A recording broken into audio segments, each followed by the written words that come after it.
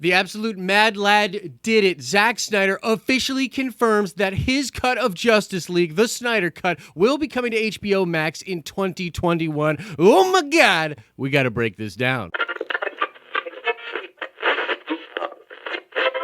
What's up, everybody? It's Josh. Welcome back to the channel. Punch the crap out of that like button like you're the Man of Steel yourself.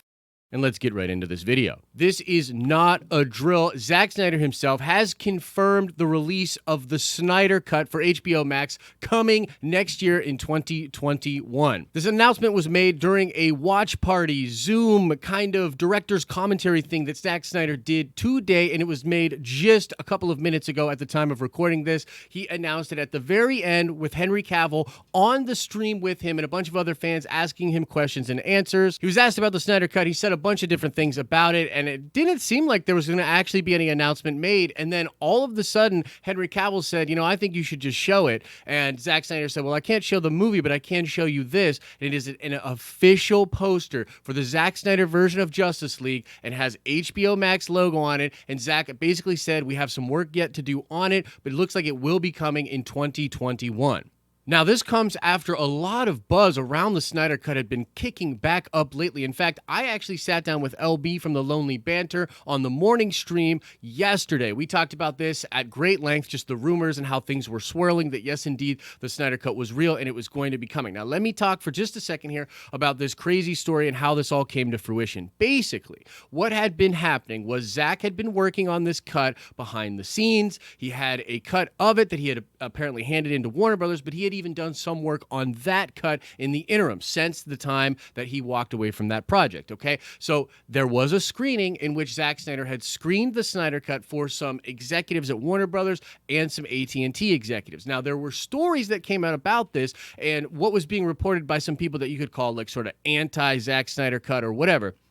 They had said that people at Warner Brothers hated the cut and there was no way it was moving forward. Well, just a couple of days ago, it seemed like something big had happened and something had changed. The reports that we heard were that people at AT&T were coming in over the top of people at Warner Brothers and overruling them to give these somewhat $20 million is the number, I guess, like something around $20 million to complete the CGI for the Zack Snyder Cut to then have that be able to be released next year for HBO Max, which is the streaming service for HBO and AT&T. Now, look, let me just go to speculation town. This is really crazy. I can't believe this is happening. I'm very, very excited. And maybe you're confused out there. You're like, Josh, I thought you were a DC hater. It's like, no, I'm actually not a DC hater. I love DC, and I actually am a fan of Zack Snyder's stuff. I love Man of Steel. I think it's an underrated masterpiece. I'm really not a fan of Batman v Superman, but I like the director's cut that Zack did a lot better, and I've constantly felt like really the problem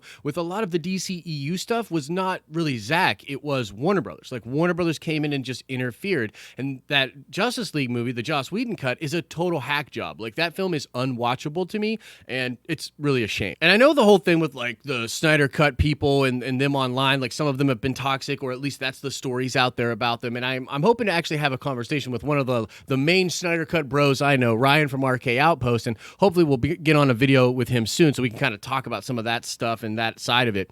But for my part here, the reason I think this is so cool is number one, just because like whatever you think of Zack Snyder's version, if you didn't like that darker version of the DCEU and his stuff, that's fine. But either way, I think you can admit that it's sort of a crime when someone doesn't get to complete their vision. And I'm not a big fan of like studio interfering with like a director's vision, especially if you're a studio like Warner Brothers that claims to be completely director driven, right? It was just such a joke and a real shame. So I'm actually really looking forward to, number one, seeing Zack's actual cut. But number two, I'm excited for the fans. I mean, the fans have really wanted this. I know there's a lot of fans that love BVS and even love that Justice League. There were some fans that love what happened with BVS and hated Justice League, and they wanted to see Snyder's vision moving forward. And in a day and age, man, where like, fans get a lot of crap and people talk about this toxicity in fandom and all this stuff, which, I'll be the first to admit there is some realness to that. I also just believe that like it's cool that fans put this pressure out there and kind of said like, hey, this is not it, Chief. This ain't it. Like, we want the Zack Snyder cut. And they were vocal enough for a long enough time to actually turn heads, to actually make people make decisions and change their mind about things. That's epic. So that's awesome and a big win to fandom, okay?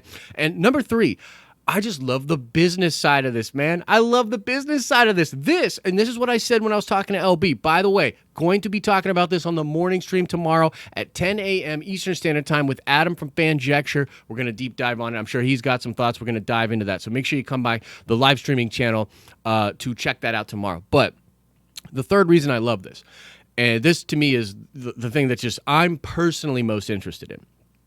The reason I love this is because it's really a branding move. This is AT&T coming in, looking at what Warner Brothers has done with their most valuable IP, their superheroes in the age of the craziness that is the superhero phase.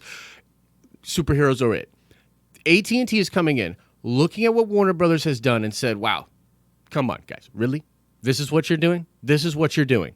And from what we've heard, they've scrapped the Supergirl movie because Warner Brothers was like, we're going to do a Supergirl movie because Wonder Woman was successful. That's how things work. We don't need a Superman movie. Wrong!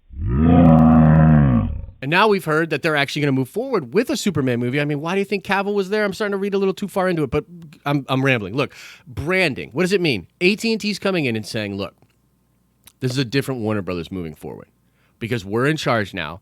And we care way more about what the fans want. And we're going to make awesome superhero movies for the fans. Warner Brothers is a mess. The perception of Warner Brothers from comic book fans is a mess. Their relationship with their core audience is a mess. This is a great move in trying to repair that relationship. This is a changing of the guard, and in the truest sense, this is a big move for the brand of Warner Brothers moving forward.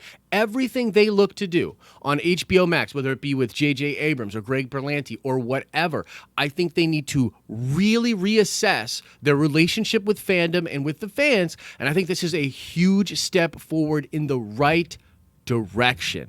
That is personally why I am most excited, because what it could show is a change where all of the sudden the new Warner Brothers and moving forward the DC properties that come out of Warner Brothers, I can have a little bit more confidence in as a fan.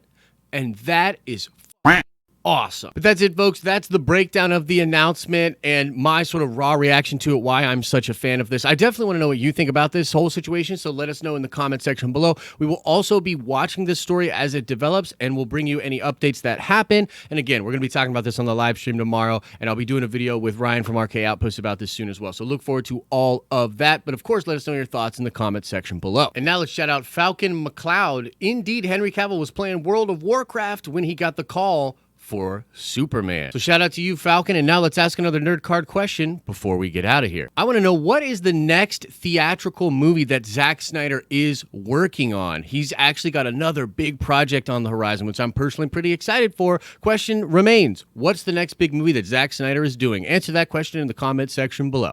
If you absolutely need more nerdy content, click or tap over there, watch some more of our videos, or come on by our live streaming channel where we live stream every day, Monday through Friday, starting at 10 a.m. Eastern Standard Time. Like this video if you liked it, or if you want to take your support to the next level and join the amazing list of people you see below, check out our Patreon for some behind-the-scenes content. As I always say, I hope you're having an awesome and a nerdy day, and I'll see you in the next video.